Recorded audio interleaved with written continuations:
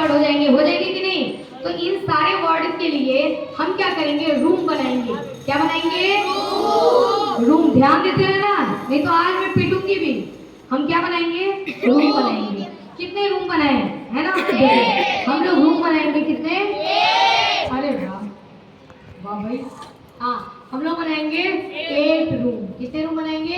8 room. Number 1, room number 2। अच्छा, तुम्हारा lunch था जब तुम्हें ये पढ़ा रही थी कल। हाँ, room number 3, room number 4, room number 5, room number 6 और room number 7, room number 8। Total कितने रूम हो गए? 8 रूम हो गए। अब इसमें से कुछ को उठा करके एक जैसे जो आपको दिखे उनको एक रूम में रख दो। जैसे टेबल और चेयर एक जैसा दिख रहा है, दोनों नॉन लिविंग है, ठीक है। एक सामान है, उसको मैंने मान लो यहाँ रख दिया कि टेबल और चेयर है ना, तुम दोनों इधर चले जाओ। तो भाई टेबल चेयर यहाँ से उठ के और यहाँ पहुँच गए। फिर मैंने कहा कि कैट एंड डॉग तुम यहाँ चले जाओ, ठीक है ना। तो हम क्या करेंगे?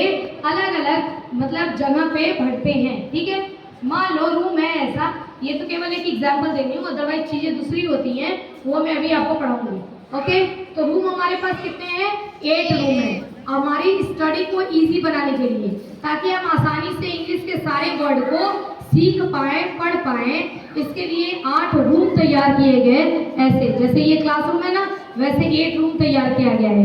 कुछ आएंगे आपके पास इंग्लिश वर्ड चल के और कहेंगे कि मैं कहाँ जाऊँ कहाँ जाऊँ कहाँ जाऊँ, तो तुम बोल देना कि आप जाओ रूम नंबर 3 में, ठीक है। फिर कुछ आएंगे उधर से इंग्लिश वर्ड और चलते चलते आएंगे, वो कहेंगे मैं कहाँ जाऊँ, आप उसको कौन से रूम नंबर भेजोगे?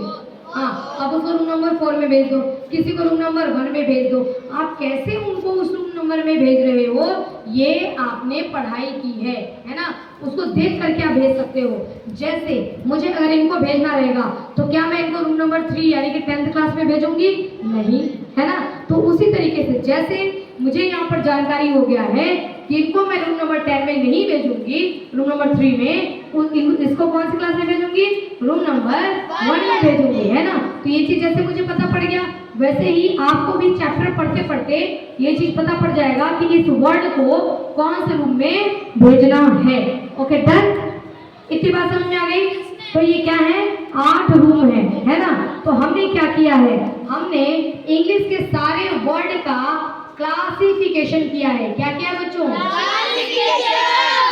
क्लासिफिकेशन किया है, ठीक है। क्या किया है? क्लासिफिकेशन। क्लासिफिकेशन मतलब अलग अलग क्लास में हमने उनको बांट दिया। कितने क्लास बनाए हमने? 8 क्लास बनाए। 8 क्लास में इन सबको बांट दिया है। तो हमने क्या किया है? क्लासिफिकेशन किया है। अब अगर मैं आपसे पूछूं कि बेटा इंग्लिश के सारे वर्ड का क्या करेंगे, तो आप बोलना उसका क्लासिफिकेशन करेंगे, ठीक है। उसकी क्लासिफिकेशन करेंगे। मैं कहूंगी उसको आप कितने पार्ट में डिवाइड करोगे, कितने क्लास में डिवाइड करोगे? आप बोलना 8 पार्ट में डिवाइड करेंगे। फिर मेरा अगला क्वेश्चन रहेगा कि इस क्लासिफिकेशन को आप यहाँ पर क्या नाम दोगे, है ना। नाम क्या दोगे? इस क्लासिफिकेशन को यहाँ पर क्या नाम दोगे? तो आप बोलोगे कि हम बोलेंगे पार्ट्स ऑफ स्पीच। क्या बोलेंगे? Parts of speech. Parts of speech, ठीक है। क्या बोलेंगे? Parts of speech. Okay, done.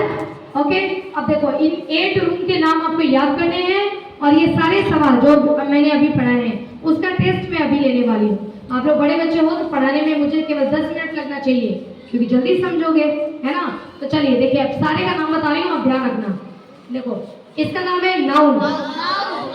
पहले 5 इधर याद करेंगे और 3 याद करेंगे। 5 और 3, 5 एक साथ बोलेंगे। Noun, pronoun, adjective, verb, adverb. Noun, pronoun, adjective, verb, adverb. Noun, pronoun, adjective, verb, adverb. Noun, pronoun, adjective, verb, adverb. ठीक है, आपके बुक में दे रखा है noun, pronoun, adjective, verb, adverb. अब इन 3 का नाम इसमें याद करो, इस वाले फिंगर में, ठीक है। Preposition, conjunction, interjection. Preposition, conjunction, interjection.